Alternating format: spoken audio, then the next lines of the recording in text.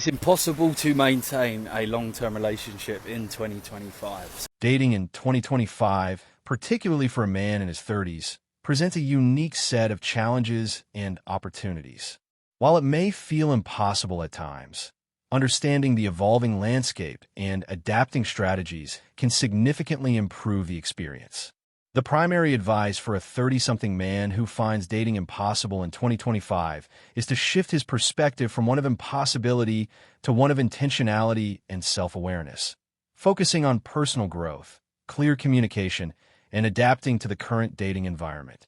So it seems. I've been deep in it a lot lately because this seems to be what most men want. Most men want a happy, long-term relationship. So I've had many long-term relationships. I'm actually more interested in long-term relationships than I am actually game, pick-up and riz. I would say, yeah, here's the big problem, right? You've been seeing someone for a very long time, right? You start trading basically that raw attraction at the start for comfort and trust. So you spend a lot of time with someone, you build a lot of comfort, you build a lot of trust, and naturally the raw attraction, the lust, the chemistry goes down. Don't get me wrong, sex does get better the longer you're with someone because you learn each other inside out. But raw attraction and that raw, there's a bit of tension at the start, there's a bit of nerves. You're thinking about that person all the time, honeymoon period. That goes. And so many men that try to give advice on how to maintain that, you know what I mean? It requires not living with a girl, it requires not seeing them all the time. But if you see a girl long enough, it doesn't even matter if you only see her once a week or once every 3 weeks. Eventually, that fire, that spark, that raw attraction, the lust, the tension, that goes. This involves understanding that dating in your 30s is fundamentally different from your 20s, with a greater emphasis on compatibility, shared values, and long-term potential rather than superficial attractions or casual encounters. A significant advantage of dating in your 30s is a generally stronger sense of self, clearer understanding of personal values, and what you seek in a partner. This confidence can make you more attractive and lead to more efficient dating, as you're less likely to waste time on incompatible relationships. Many individuals in their 30s, both men and women, may carry experiences of heartbreak, failed relationships, or even divorce. This can lead to a degree of cynicism or guardedness. However, these experiences also offer valuable lessons and contribute to a deeper understanding of oneself and what is desired in a relationship. While less pronounced for men than women, the desire for children can become a factor, leading to a sense of urgency for some individuals. However, it's crucial not to let this desperation deter potential partners. Actionable advice for a 30-something man. Cultivate self-awareness and intentionality. Know what you want. Clearly define your values, life goals, and what you genuinely seek in a partner. This isn't about creating a rigid checklist, but understanding your non-negotiables and what truly matters for a fulfilling partnership. Be authentic. Embrace who you are. Your 30s are a time when you are generally more comfortable in your own skin. Authenticity is attractive and helps you connect with people who appreciate the real you, rather than a curated version. Let go of past hurts. Acknowledge past heartbreaks, but don't let them dictate your present or future dating experiences. Understand that everyone has a past, and focusing on the present and future is key to moving forward. Expand your social circle and dating avenues. Beyond online dating. While online dating is a significant tool, it shouldn't be the only one. Engage in activities you enjoy, join clubs, volunteer for causes you're passionate about, or participate in recreational leagues. These avenues provide organic opportunities to meet like-minded individuals. Leverage your network. Don't shy away from asking friends and family to set you up on blind dates.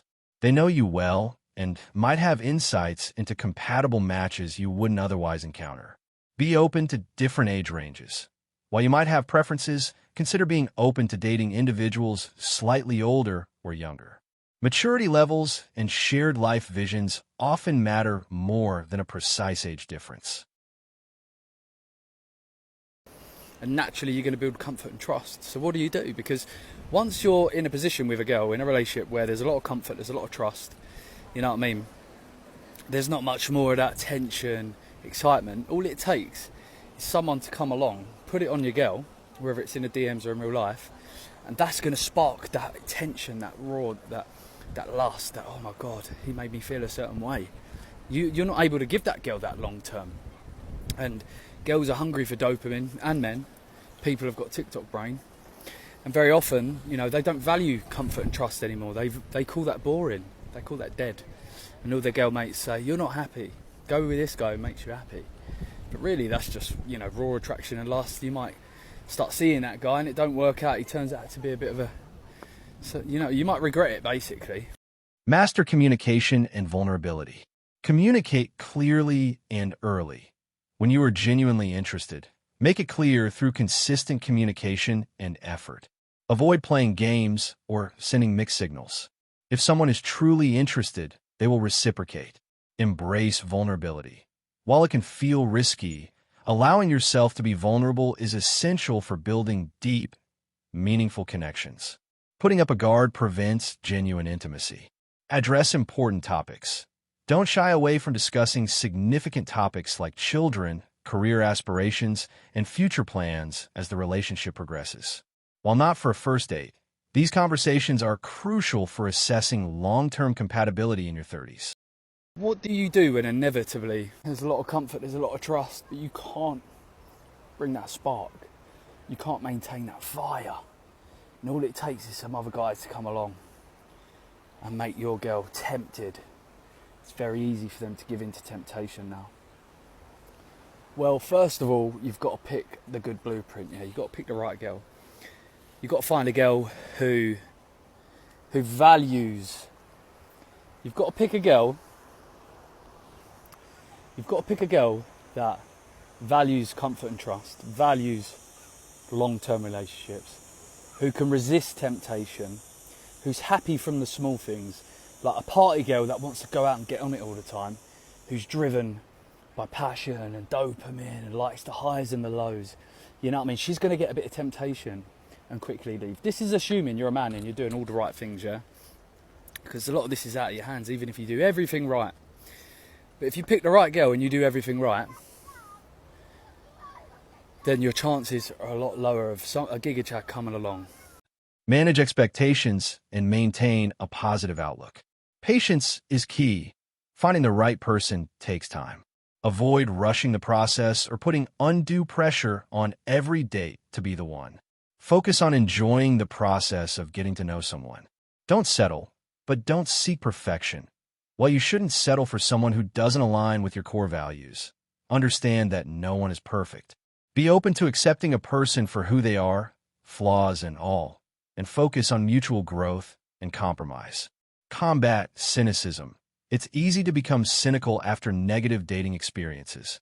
However, maintaining an optimistic outlook and believing that compatible partners are out there is crucial.